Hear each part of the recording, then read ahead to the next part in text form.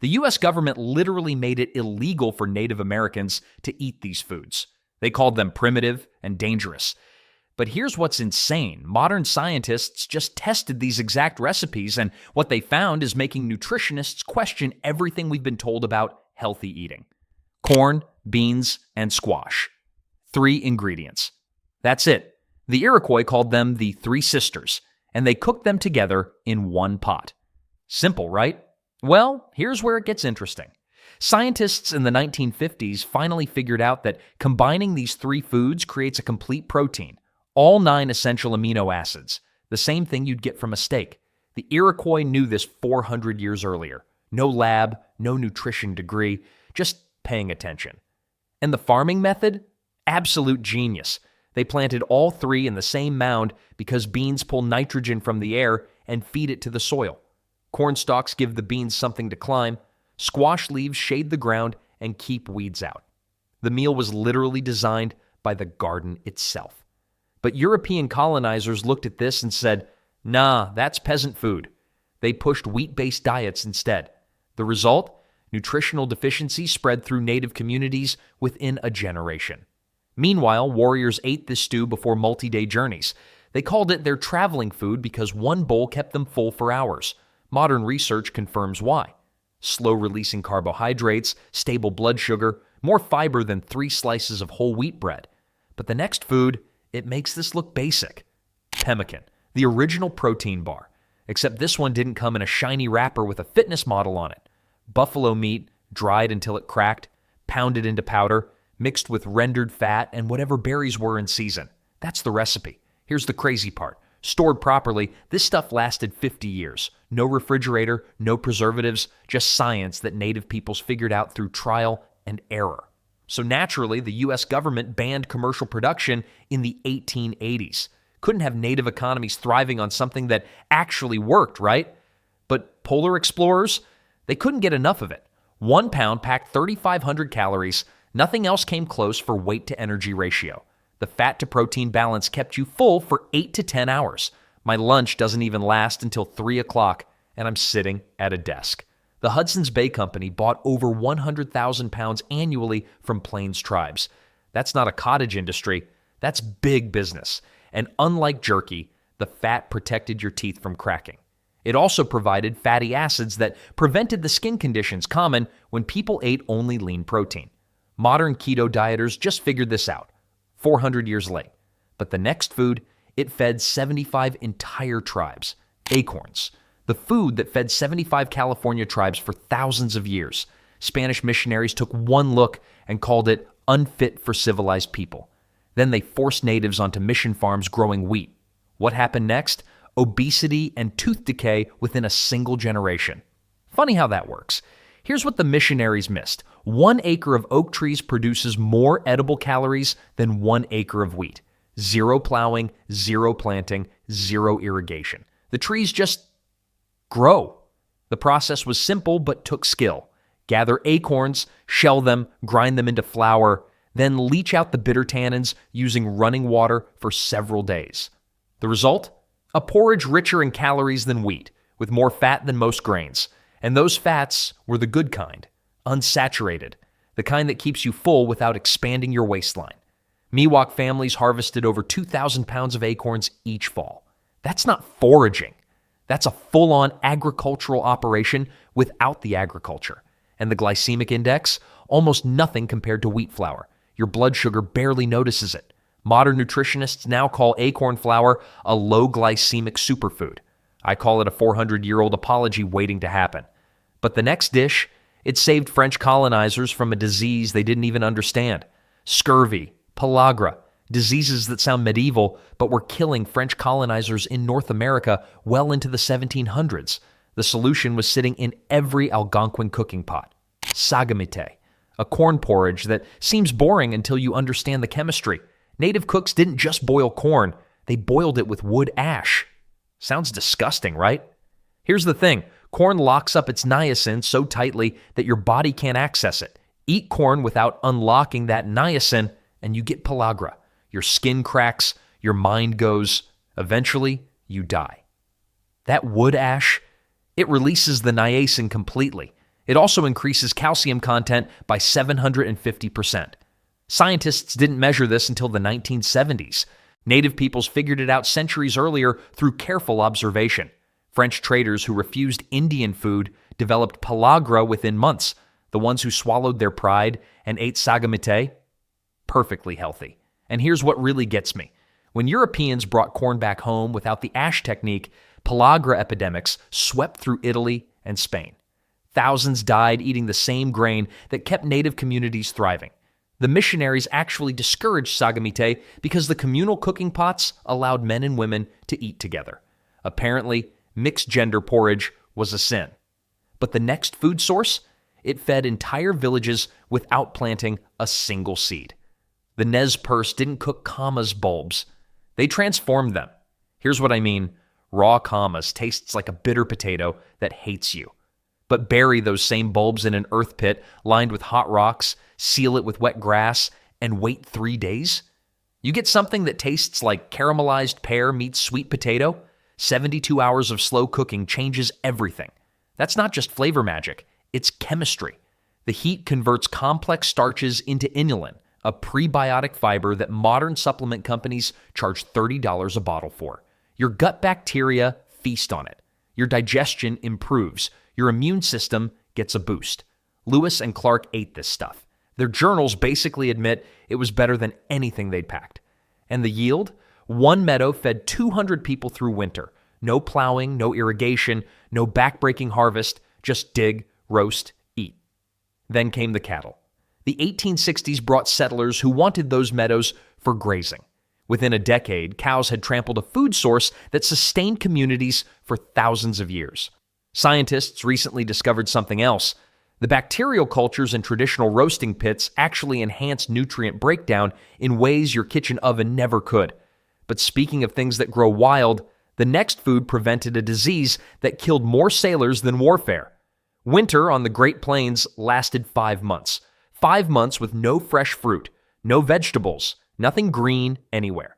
European sailors called this problem scurvy. Their gums bled. Their teeth fell out. Some died. The Lakota had a solution sitting in clay pots.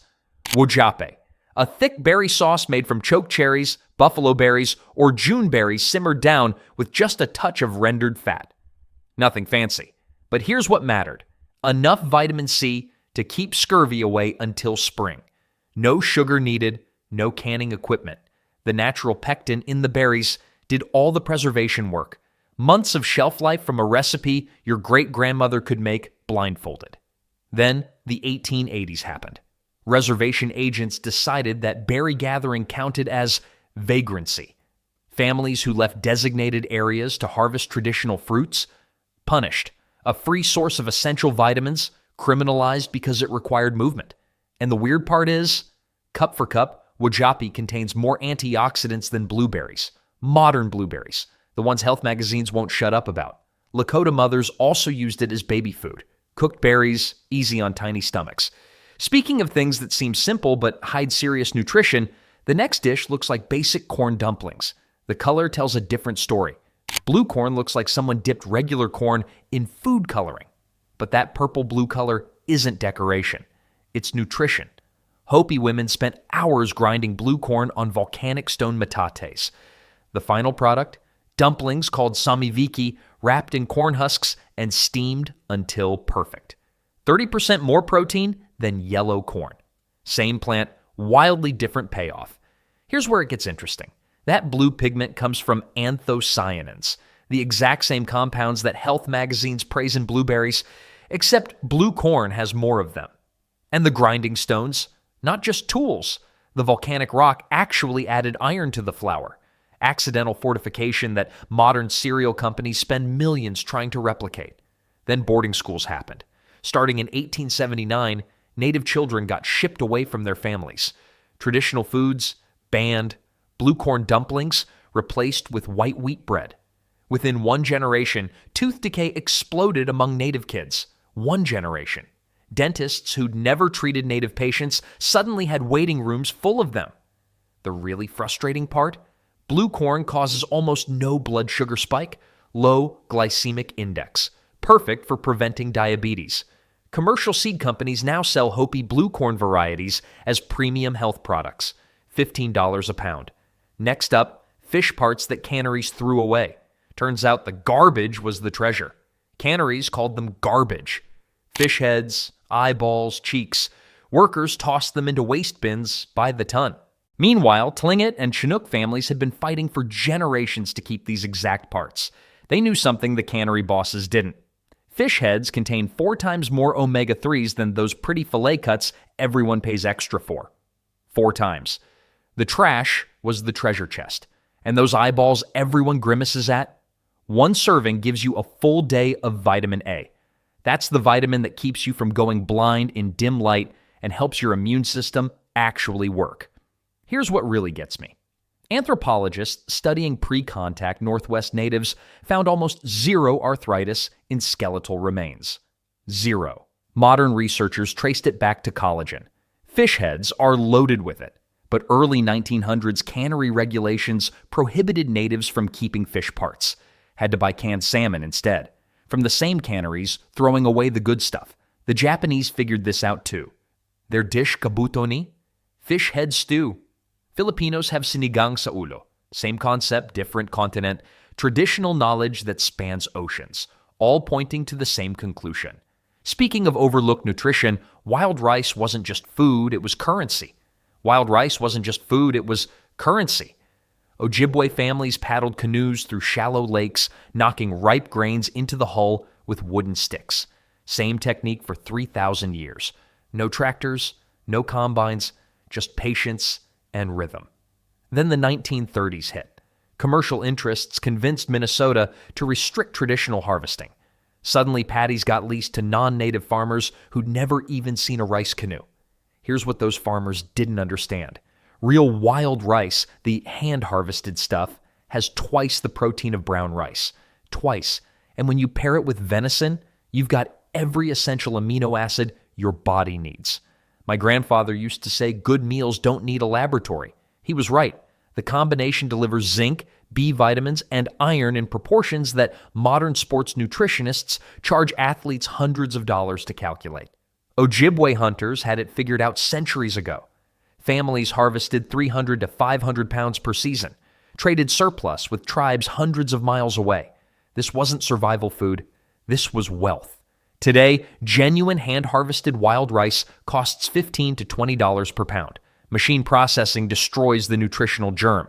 The expensive stuff is expensive because it's actually food. But speaking of running fuel, the Tarahumara had something even crazier. Pinole sounds simple.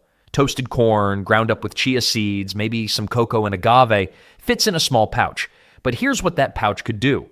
Tarahumara runners, they call themselves Raramuri, would cover 100 miles through Mexican canyons, not over a week, in a single stretch. And their main fuel? A few handfuls of this stuff mixed with water. Spanish conquistadors actually documented this. Their messengers carrying pinole traveled farther in one day than horses carrying grain-fed riders. Let that sink in. A guy on foot with corn powder outpacing a horse. The secret is the combination. Corn gives you quick energy. Chia seeds release slow, so you get the boost without the crash. No bonking at mile 50. And those chia seeds, they expand in your stomach. You feel full and hydrated without feeling heavy. Same reason health stores now charge $8 for tiny bags of them. Here's what gets me, though. Mexican authorities actually banned traditional corn farming in some regions during the 1950s, pushed commercial agriculture instead, disrupted the entire Pinole tradition. Meanwhile, Raramuri elders who still eat it traditionally, almost zero heart disease. Blood pressure numbers that would make cardiologists jealous. Speaking of organs that stay healthy, Plains tribes had another secret, and it involved parts most settlers literally left rotting on the prairie. Hunters in the 1870s made good money off buffalo. But here's the crazy part.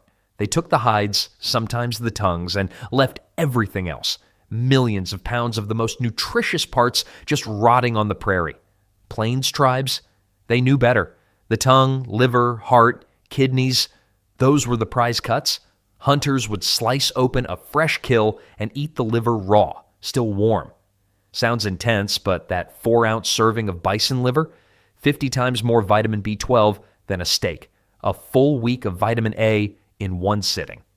Meanwhile, settlers were hauling home muscle meat like they'd won something.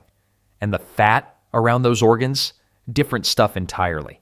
Wild bison ate prairie grasses, so their organ fat was loaded with omega-3s. Grain-fed beef can't touch it. Then reservations happened.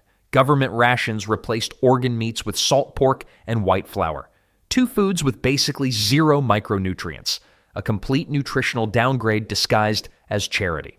Now, fancy restaurants charge $40 for nose-to-tail dining. Food critics call it revolutionary.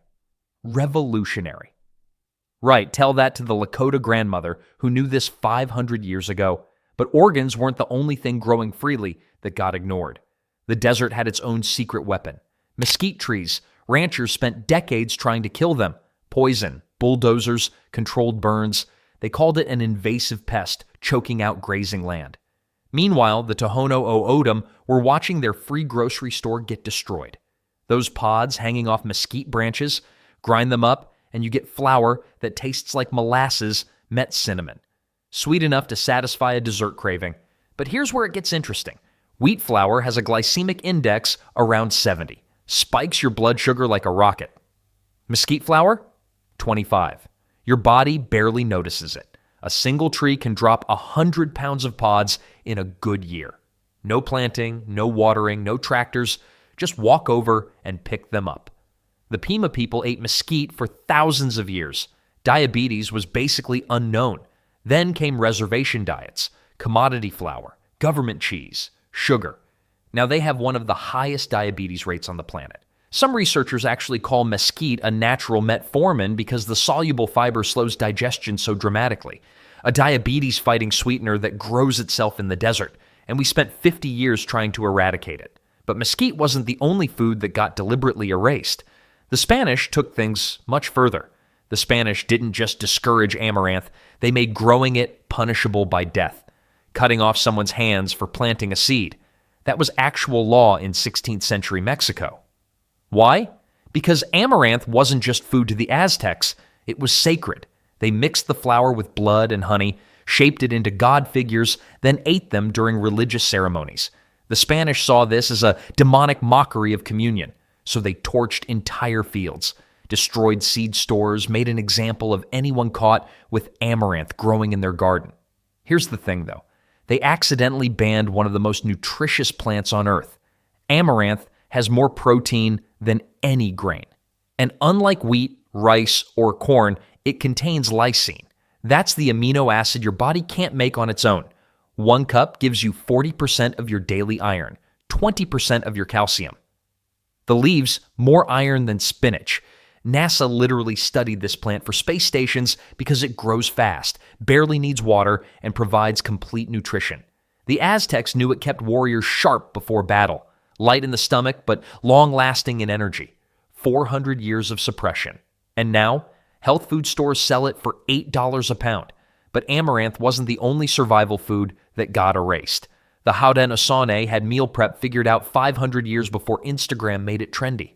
They sliced squash into thin strips, dried them on racks until they became flexible sheets, like fruit leather but savory. Beans got mashed, formed into cakes, and dried until rock hard. The result? 90% weight reduction. 100 pounds of fresh vegetables became 10 pounds of portable nutrition. Just add hot water. Dinner in minutes. Sound familiar? That's basically what backpackers pay $30 for at REI. Except this version actually tasted good. Here's where it gets frustrating, though. Missionaries actively discourage these preservation techniques. Why? Because people who can feed themselves through winter don't need trading posts, don't need handouts, don't need to convert for a meal. Self-sufficiency was the real threat. The nutrition held up remarkably well. Dried squash keeps its vitamin A for over 2 years in cool storage. 2 years. Most canned vegetables lose half their nutrients within months.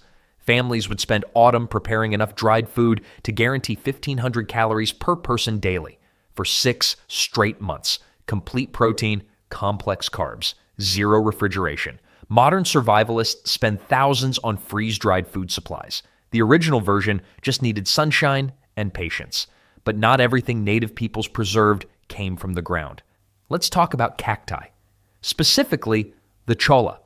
This thing looks like nature's middle finger, covered in spines so vicious that hikers call them jumping cactus. Touch one? You'll spend an hour with tweezers. But here's what the Sonoran desert peoples knew. Those flower buds? Absolute gold. Every spring for about 2 weeks, Cholla produces buds that taste like green beans crossed with artichokes. Miss that window and you've got nothing edible until next year. The harvesting process requires leather gloves thick enough to stop a rattlesnake bite. No shortcuts. My uncle tried once with regular garden gloves. Once. Now, here's where it gets medically fascinating. Those buds contain this sticky, mucilaginous substance. Sounds gross, works miracles. It literally coats your intestines and slows down sugar absorption, like a natural speed bump for glucose. The University of Arizona ran clinical trials. Eating cholla buds before a carb-heavy meal reduced blood sugar spikes by nearly 50%. 50. Pharmaceutical companies spend billions trying to achieve that effect. Meanwhile, land management policies in the early 1900s cleared brush from traditional harvesting areas. Just gone. The foods on this list weren't accidents. They were solutions, perfected over thousands of years, dismissed in decades, and now slowly being rediscovered by the same institutions that once banned them.